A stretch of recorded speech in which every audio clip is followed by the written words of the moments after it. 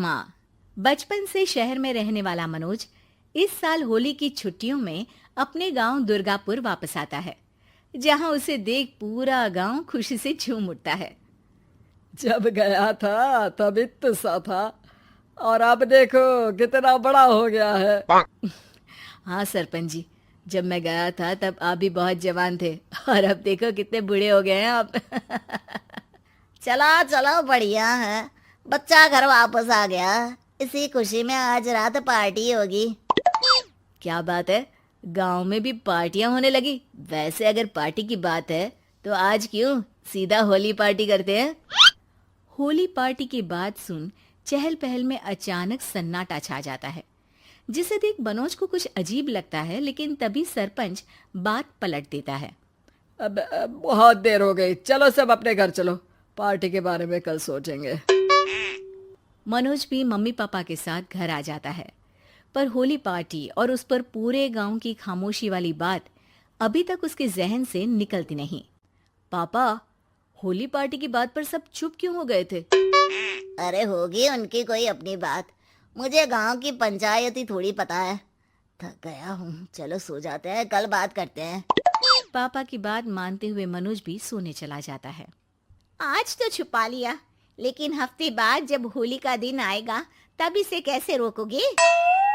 अगली सुबह सूरज के साथ ही मनोज भी गांव घूमने निकल जाता है, जिस पर रास्ते में उसे अपनी ही उम्र के कुछ लड़के भी मिलते हैं, जिनसे दोस्ती कर अब वो उनके साथ घूमने लगता है। इसी तरह कुछ दिन बीत जाते हैं और होली नजदीक आने लगती है। दोस्तों, होली में 4 दिन ही बचे हैं, पर गांव में उसकी कोई तैयारियां क्यों नहीं दिख रही? क्योंकि यहाँ होली नहीं मनाई जाती। अरे पर ऐसा क्यों? वो राजा भूषण। अरे तुम 4 दिन के लिए आए हो, क्या इतना सोच रहे हो? चलो कुछ खाने चलते हैं। इसी के साथ एक बार फिर होली की बात को टलते हुए देख मनोज को शक होने लगता है।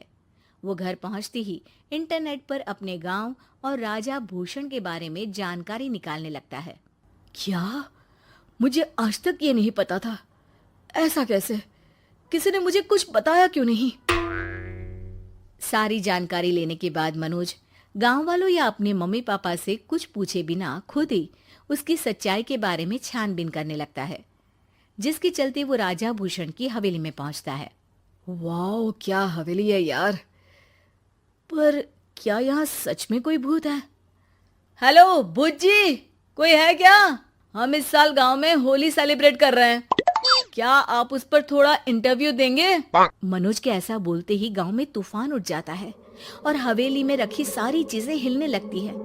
एक अदृश्य शक्ति मनोज को धक्का देकर हवेली से बाहर निकाल दरवाजा बंद कर लेती है। ये सब देख मनोज हैरान रह जाता है। क्या अभी मुझे हवा ने धक्का देकर बाहर निकाल दिया? मेरे होते हुए इस गांव में कभी होली नहीं मन सकती, इसलिए दोबारा ऐसी कोशिश भी मत करना, अंजाम बुरा होगा। आवाज सुन मनोज हैरानी से इधर उधर देखने लगता है, पर उसे कोई दिखाई नहीं देता।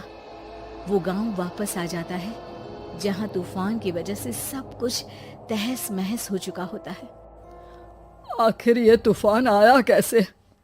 ना ऐसा कोई मौसम था और ना ही हमने होली का त्योहार मनाने की बात की थी। सरपंच की बात पर कोई रिएक्शन दिए बिना मनोज चुपचाप अपने घर चला जाता है। इस तरह देखते ही देखते होली का दिन भी आ जाता है और मनोज रंग लेकर गांव में निकल जाता है, लेकिन गांव पूरी तरह खाली होता है। अरे त्योहार का दिन है, धूमधाम की जगह मातम क्यों मनाया हुआ है? मनोज की आवाज सुन सब अपने घर की खिड़कियां खोल के घर के अंदर से ही उसे वापस जाने के लिए कहने लगते हैं, पर वो किसी की नहीं सुनता। तुझे पहले भी समझाया था, अगर होली खेलने की कोशिश भी की तो अच्छा नहीं होगा। अरे बात मान लो बेटा, तुम्हें सच नहीं पता। मुझे सब पता है। सालों पहले इस राजा ने एक अंधविश्वास फैलाया और आप लोग आज तक उसे मानते आ रहे हो। अरे बेटा, जब तुम पैदा भी नहीं हुए थे उससे भी बहुत पहले से इस गांव पर होली का श्राप है।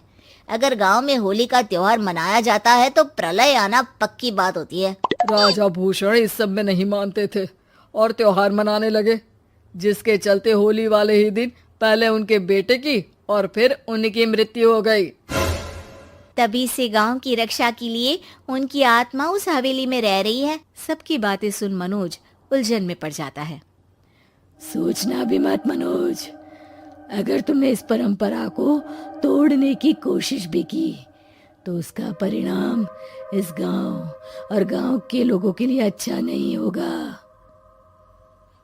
मुझे भी यकीन नहीं हो रहा कि आप लोग एक बेतुकी बात को मानकर सालों से रंगों के त्योहार को मातम की तरह मनाते आ रहे हो। मनोज किसी की कोई बात ना मानते हुए पूरे गांव में रंग बिखेर देता है, जिसके तुरंत बाद वहां तूफान के साथ बिजलियां गरजने लगती है। अचानक मौसम में ऐसा बदलाव देख जहां मनोज कंफ्यूजन में आ जाता है, वहीं गांव वाले डर से सहम जाते हैं।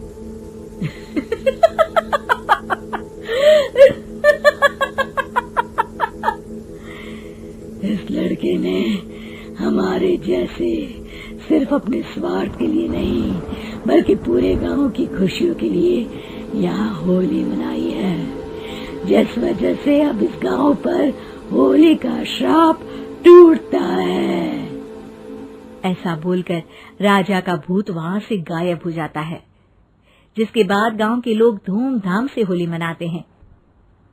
खुशियों के रंग गांव में बिखरे ही होते हैं कि अगली सुबह अचानक मनोज कहीं गायब हो जाता है और एक बार फिर गांव में होली का नया राज शुरू हो जाता है।